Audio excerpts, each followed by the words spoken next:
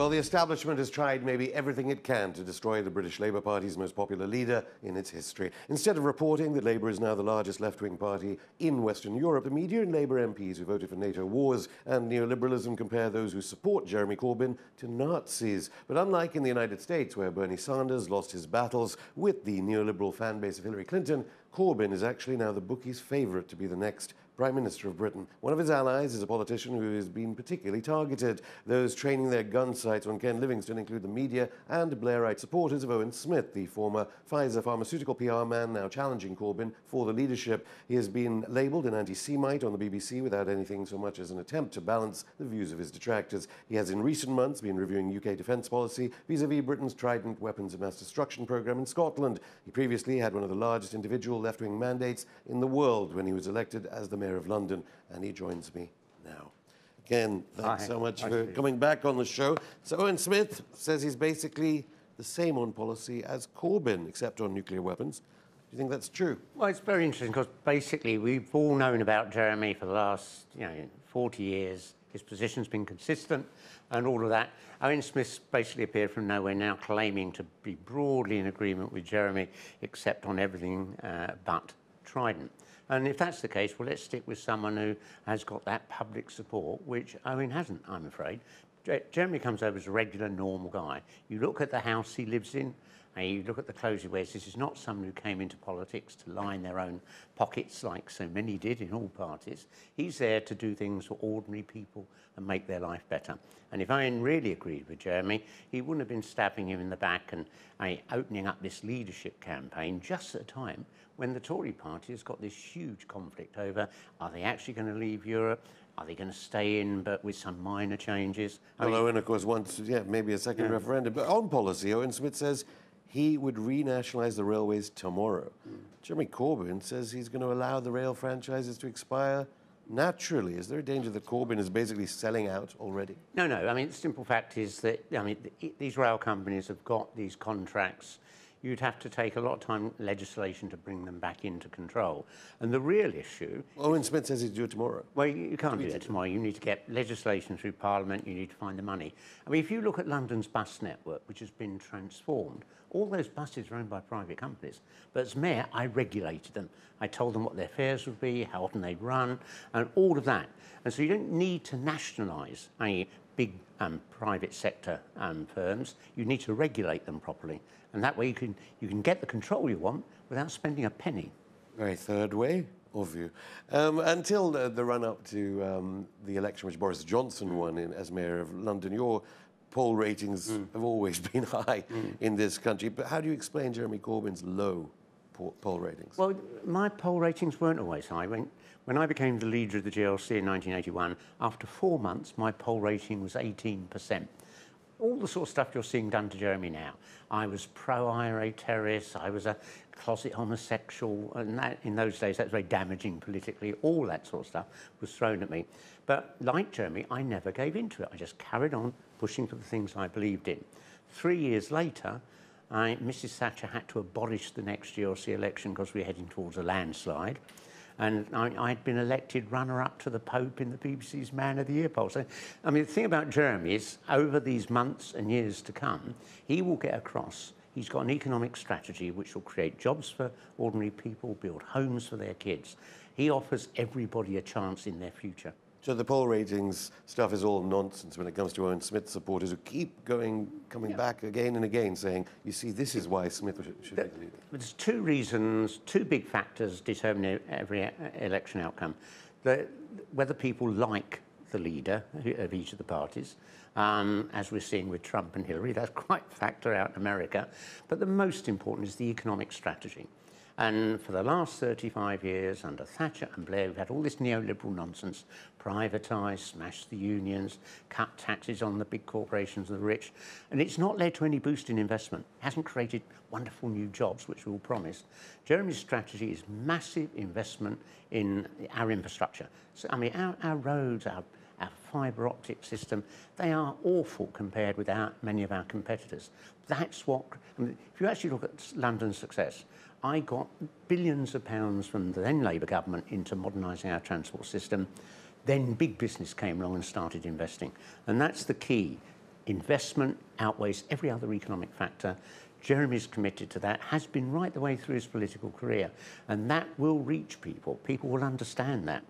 But in fairness, you've been suspended from Jeremy Corbyn's Labour Party. Why do you think Jeremy Corbyn doesn't suspend, say, one of the Labour Party's largest donors, who was in the newspapers recently calling supporters of Corbyn Nazis? Well, literally, that's not. I mean, the problem, Jeremy's inherited both a parliamentary Labour Party skewed to the right because of, Blair's control, but also a party machine.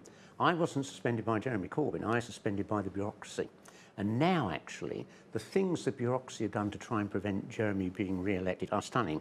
For Labour's National Executive to actually say that people who joined 6 months ago aren't allowed to vote, I mean, it's outrageous. It's like something you'd expect, out of some Latin American dictatorship in the 1970s. Well, the courts here agree with you with can't Tom be Watson surprised that the courts are going to support reactionaries who want to keep someone like Jeremy out of power. But the important thing is... Is that really what you think about Absolutely. the Court of Appeal judge, who is close to Tony Blair, as was revealed? I mean, absolutely, an old friend of Tony Blair. Look, think back, when I was leader of the GLC, we cut the fares. Judges ruled it was illegal, outrageous. I mean, I'd won an election committed to cutting the fares. Along come a bunch of judges, all of whom have got chauffeur-driven cars, of course, and they say, that's illegal. So I'm afraid our judges aren't ever going to be a front for revolutionary leftism.